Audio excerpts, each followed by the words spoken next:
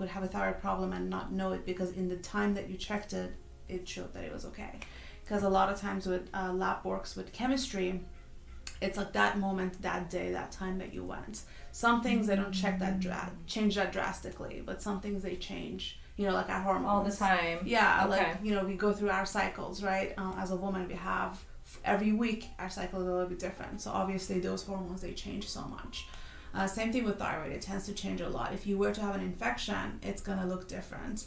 If you went through extreme stress, it's going to look different. So it could look completely normal, but somebody could have still symptoms. So we have to address the symptoms and still know that this could be a thyroid problem. We're just not catching it at the right time. So for example, there are people that they have resistance to the thyroid hormone. So everything looks fine, but the receptor has a problem. Maybe the receptor is being destroyed. Maybe there is so much inflammation that the receptor is not working properly.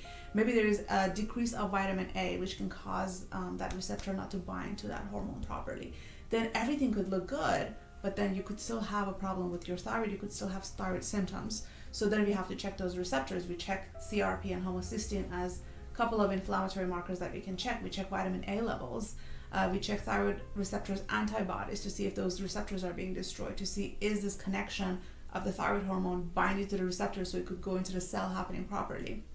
So this is why I say from the top to bottom, we got to check all the markers to see if there is a problem, where is the problem happening.